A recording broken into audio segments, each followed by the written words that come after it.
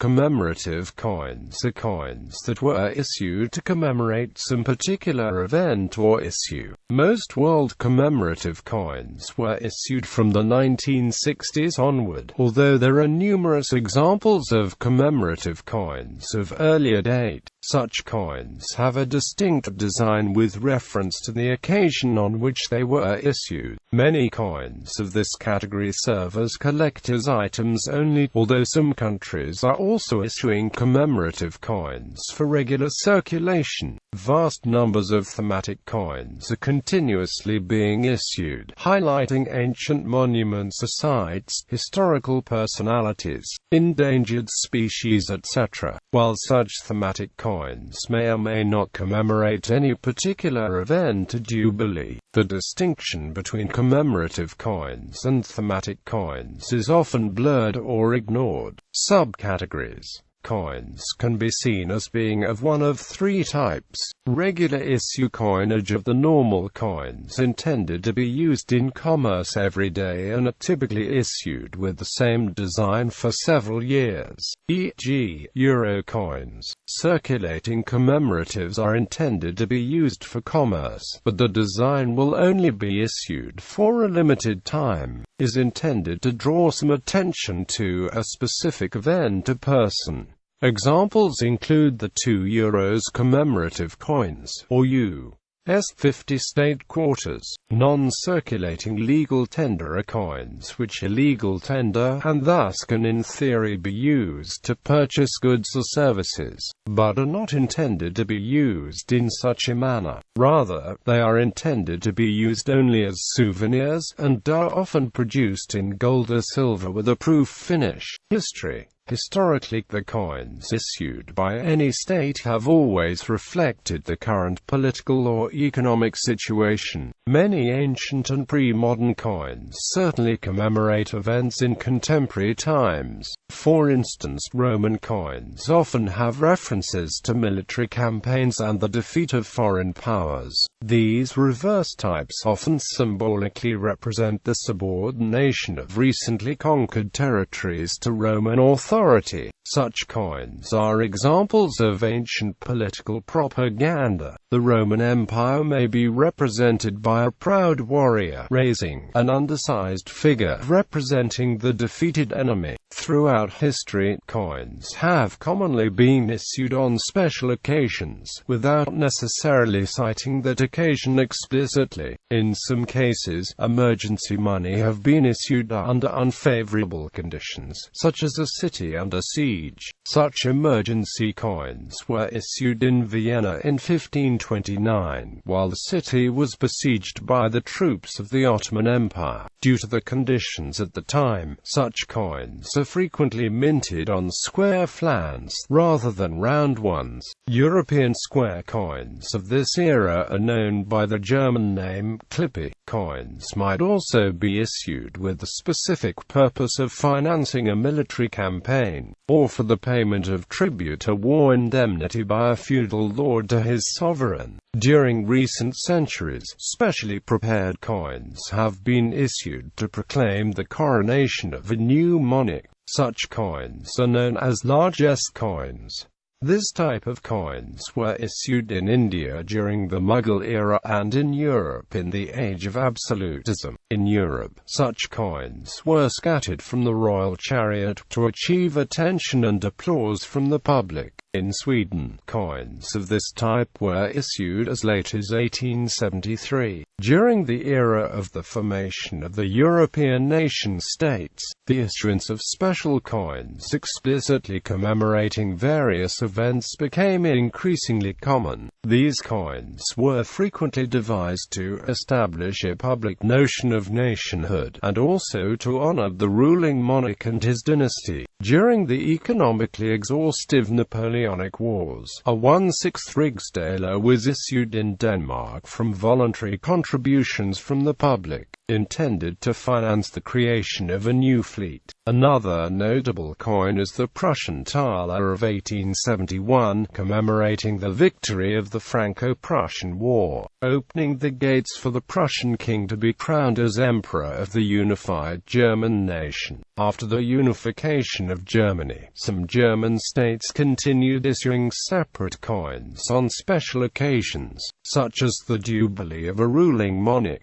The issuance of these royal Jubilee coins became common throughout Europe in the late 19th and early 20th century. In some cases, these became collector items already at the time of the minting. Before World War II, commemorative coins were always made of precious metals. The base metal coins were probably not considered appropriate for, or worthy of, honoring the nation of the ruling dynasty. However, during the 20th century, the use of precious metals for circulating currency became increasingly scarce. World War I and the world economic crisis of the 1930s brought about temporary permanent abolition of the convertibility of banknotes to silver and gold coins. Gradually, the issuance of precious metal coins became increasingly restricted, and definitively abandoned about 1970.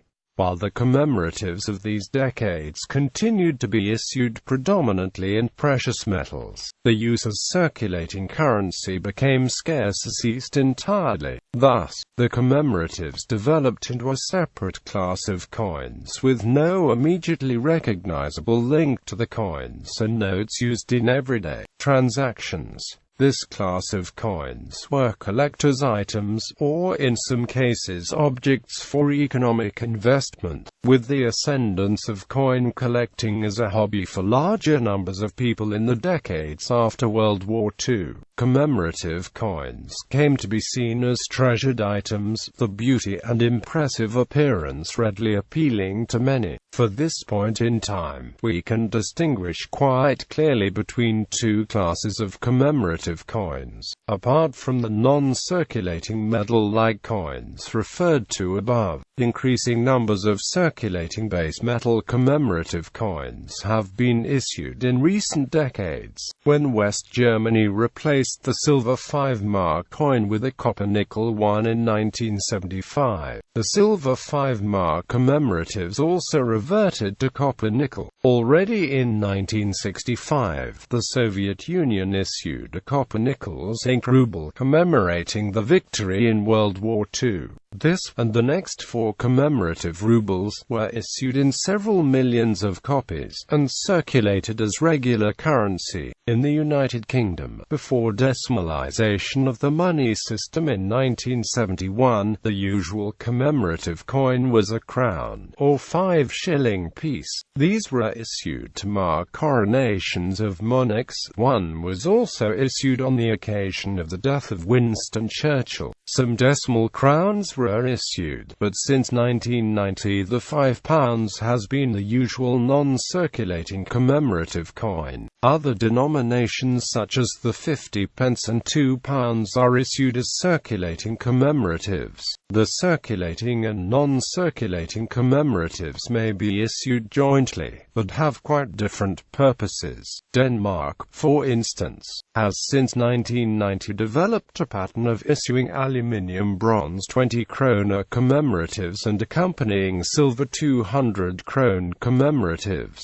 The aluminium bronze coins are circulating along with the non-commemorative 20 krone coins, while the silver coins are never circulated. The circulating commemoratives brings variation into the circulating coin mass, while the silver coins are collector's items and a source of revenue for the state. Likewise, in East Germany, some commemorative coins were issued with a primary purpose of earning foreign currency, while others actually circulated, albeit in smaller quantity than the banknotes of the corresponding denominations. The number of independent nations has grown rapidly since World War II, and so has the number of coin-issuing authorities. Countries of the Third World generally have a very small domestic demand for collector coins. Hence the non-circulating commemoratives issued are oriented towards the international market for collector items.